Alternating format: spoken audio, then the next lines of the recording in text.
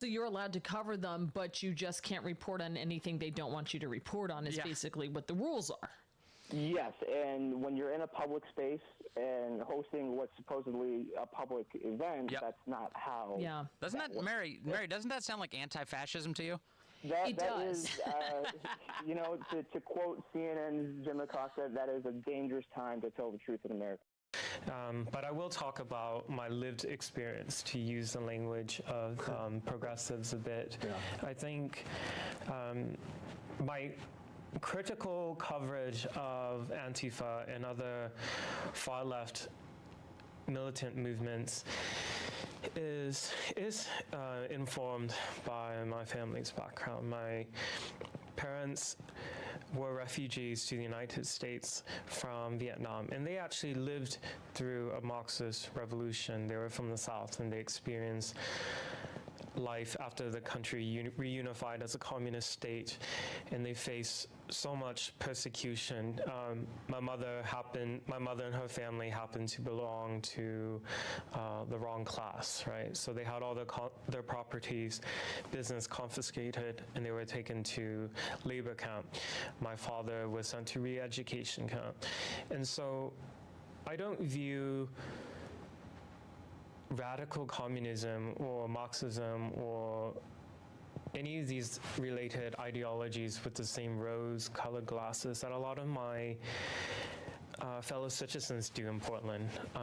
The socialist movements there is very, very active, and I would say there's a stronger visibility of them than even like regular conservatives by far. These are primarily young white people, educated. They have no experience of what it's like to live through a Marxist revolution, so they think of it much more in as a nice theoretical idea rather than talking to people who have experienced what it's like.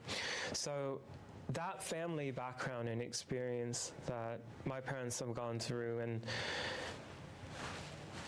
their trauma that they passed on to their children, right, myself and my sister, informs how I cover Antifa.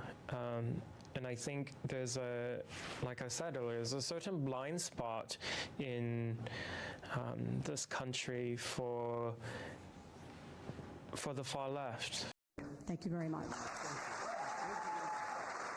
And another thing, I believe you're representing a young man who just got slugged, viciously slugged. I think it's a disgrace. Do you ever notice they pick on certain people? I mean, he would tell you he's not the toughest person in the world physically, right? They don't go after bikers for Trump. You ever notice that?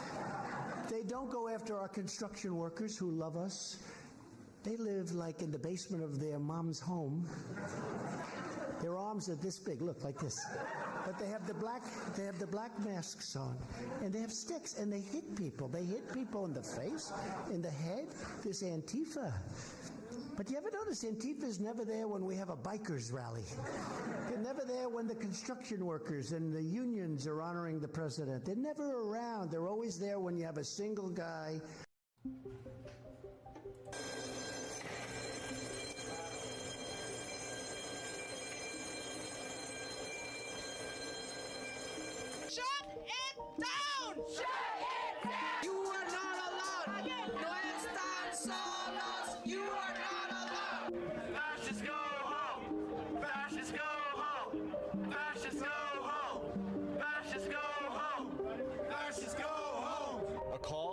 From an employee saying a man was throwing firebombs at the detention center. Car in the parking lot was torched, and investigators say the suspect threw flares at a propane tank, trying to make it explode. Officers responded, and as they were responded, it was updated to they could see he had a rifle and was still throwing objects at the buildings in an attempt to start a fire.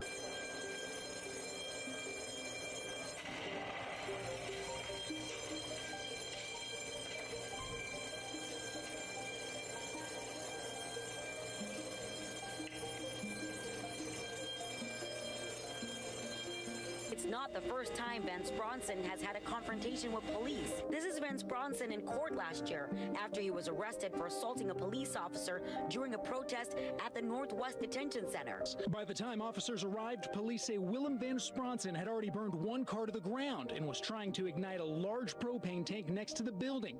When he refused to drop his assault rifle, 4 officers opened fire, killing the man.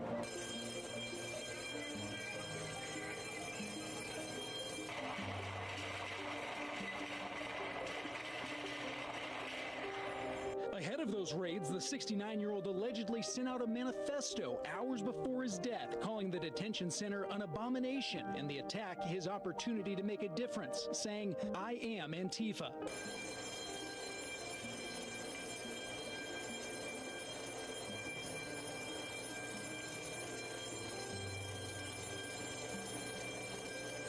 One local Antifa group is now praising their fallen comrade as a martyr and calling on its members to take action, writing in a Facebook post, "We cannot let his death go unanswered, and may his death serve as a call to protest and direct action." Police say 44 demonstrators were arrested Sunday in Manhattan during a second day of protests against immigration and customs enforcement.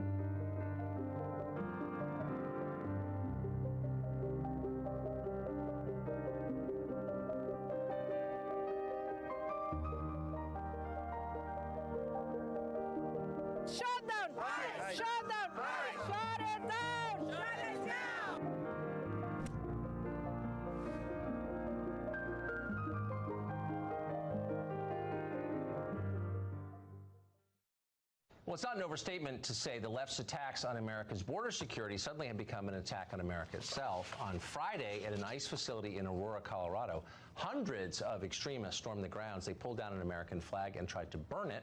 Then they sent a Mexican flag up the flagpole to replace it. The display was awful, and it was deeply revealing of their motives. But what happened on Saturday in Washington State was even worse than that. Willem Vance Bronson, he was linked with the Antifa domestic terror movement, attacked an ICE facility in Tacoma. He was carrying an AR-15 and firebombs. He torched several cars that apparently hoped to burn the facility to the ground. He was shot dead before he could kill anyone. Online, members of Antifa celebrated their fallen comrade. Facebook banned Alex Jones, as you know, because he's a hate monger. But Facebook has no problem hosting Antifa groups, including the Seattle Anti-Fascist Action branch of Antifa. On Facebook, that group posted this, quote, "When our good friend and comrade Willem Vance Bronson took a stand against the fascist detention center in Tacoma, he became a martyr who gave his life to the struggle against fascism. Today, we stand strong in our support for yet another martyr in the struggle against fascism. May his death serve as a call to protest and direct action." Keep in mind, it's a lunatic who showed up with a semi-automatic rifle, the kind they want to ban, by the way. Vance Bronson may have failed, but others should imitate him in launching more terror attacks on American soil. That's what they're saying. Facebook doesn't have a problem with that, of course.